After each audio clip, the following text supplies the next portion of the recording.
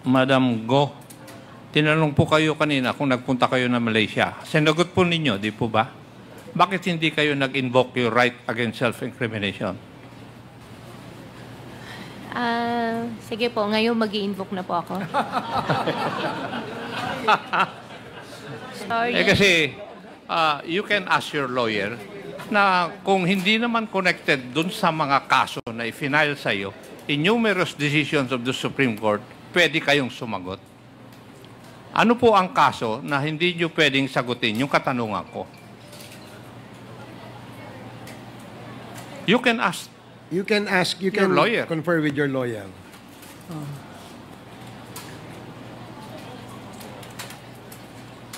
Your Honor, meron po kasi akong kaso po ng immigration po. Hindi, sinagot mo nga kanina na nagpunta kang Malaysia eh. Ang tanong ko lang, bakit hindi mo in-invoke yung right against self-incrimination? Ngayon, tinatanong ko, bakit ngayon i-invoke mo? Mas naintindihan ko na po yung rights ko po ngayon, Your Honor. Ano po? Mas naintindihan ko na po yung rights ko po, Your Honor. So, ibig sabihin kanina, hindi mo naintindihan yung karapatan mo. After numerous hearings doon sa Senado, ngayon mo lang naintindihan yung rights mo? Samantalang ini-invoke mo ng 1,000 times? Huwag mo kaming tanga, iha. Di ba? Kasi nagtataka lang ako, ini-invoke mo palagi yung right against self-incrimination eh.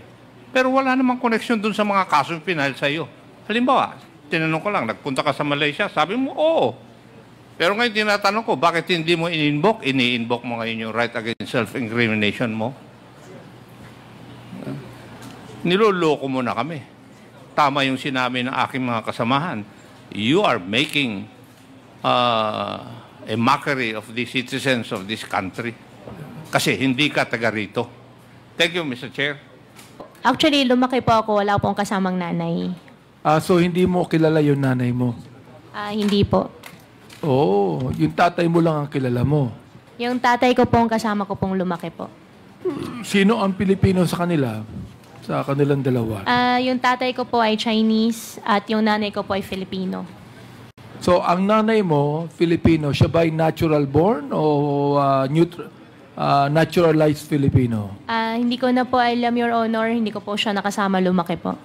Ang alam ko, Mr. Chair, dito ka lumaki sa Pilipinas, di ba? Opo, Mr. Chair. Dito ko pinanganak sa Pilipinas? Doon sa birth certificate, opo, nakalagay po sa Tarlac po. Pero kung Chinese yung tatay mo, nanay mo ay naturalized Filipino, ikaw rin ang magde-decide when you get to be 18 years old kung Filipino ka o Chinese, correct? I think, opo. So, anong 18 years old ka, ang pinili mo ay maging Pilipino? Ever since po, alam ko po ako po ay isang Filipino po. So, hindi ka nag-decide when you were 18 na ikaw ay gusto maging Pilipino? Your Honor, ever since po, alam ko po ako po ay isang Filipino po. Teka, nabanggit mo ang iyong tatay ay Chinese eh. Ang nanay mo Pilipina eh. Diba? So, tama ba Mr. Chair na kinakailangan ang isang pinanganak ng banyaga at ang nanay po ay Pilipino, automatic ba na siya ay Pilipino, Mr. Chair? Palagi tanong nga yung abogado mo kung automatic na ikaw ay Pilipino, kung ang nanay mo ay Pilipino. Opo, natural born po pag natural born po ang nanay. Kapag ang nanay ay Pilipino.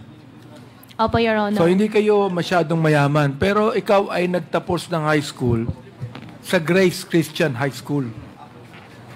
Your Honor, hindi po. Saan ka nagtapos ng high school? Your Honor, homeschool po ako. Mo si Rubilin, ano? Homeschool. Saan galing yung Rubilin na teacher mo? Saan galing siya? Anong school? Si Teacher Rubilin po, hindi po siya talaga galing sa school po, pero siya po yung nagturo po sa akin. Ibig mong sabihin, tinuruan ka ng ni Rubilin na hindi mo alam kung siya talagang teacher o hindi? Your Honor, alam ko po siya isang teacher dahil siya po yung nagtuturo po sa Ang akin. alam ko sa homeschooling, dapat ang magtuturo sa'yo ay teacher din at dapat merong official na lisensya mula sa school. Opo, Your Honor. Pinaliwanag po sa akin last time po sa Senate. Yung sa akin po kasi parang tutorial po ang nangyari po sa amin. Saan ang galing yung school? Saan galing na school? Si Teacher Rubilin po, wala po siyang pinanggalingan po na school. Siya lang po yung nagturo po sa akin. Meron siyang pinanggalingang school, hindi pwedeng wala eh. Wala po, Your Honor. Hindi mo alam. Wala po. Pero nagtapos ka ng high school. Hindi po, Your Honor. Hindi ka nagtapos ng high school. Hindi po. ka rin nakapag-college. Hindi po. Ay pareho pala kayo ni Cassandra. Si Cassandra, nag-graduate na elementary. Hindi ka nag-high school, Cassandra, di ba? Hindi ka nag-high school sa Pilipinas, di ba? Cassandra, Hindi po ako nag-high school. dito ka nag-elementary, di ba? Kick out ka, ikaw ay drop out sa school, di ba? Sa Opo. Pilipinas. Opo. O saan ka nag-high school? Wala po. Ama. Hindi po ako nakapag-high school, Aba, Mr. Chair. pinag-uusapan namin kanina rito, you're 38 years old, Alice, hindi ka nag-high school, hindi ka nakatapos.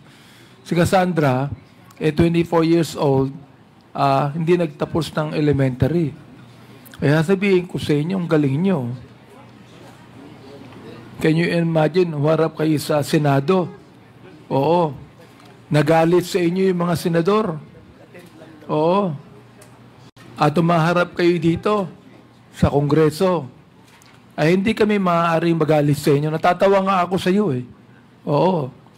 Kanina tawa ka ng tawa, hindi ko alam anong tinatawanan mo eh. But what I'm saying is, hindi ka nakatapos ng high school, pero ang galing mong magsalita. At ang galing mong magsinungaling. Tama ba ako, Miss Alice? Hindi po ako nagsisinungaling po, Your Honor. Hindi ka nagsisinungaling. So mula nung bata ka hanggang ngayon, nagsasabi ka ng totoo. Mula bata po siguro po may nangyari pong white lies. Pero ngayon araw po, hindi po ako nagsisinungaling po sa inyo, Your Honor. Kahit white lie, hindi ka nagwa-white lie ngayon. Hindi po ako nagsisinungaling po sa inyo. Talagang hindi ka nakapag-college, ha? Hindi po, Your Honor. Wala kang diploma ng high school. Wala po, Your Honor. Hindi ka nag-aral sa Grace. Hindi po. Hindi ka nag-aral sa Grace Christian High School. Your Honor, regarding po sa Grace Christian High School, meron po silang ina-alleged po sa akin na issue po sa citizenship po. I don't Kaya care I kung anong invoke po to- allegations yan. Ang tinatanong kita, kung ikaw ay nag-aral sa Grace Christian High School. Your Honor, hindi po. Okay.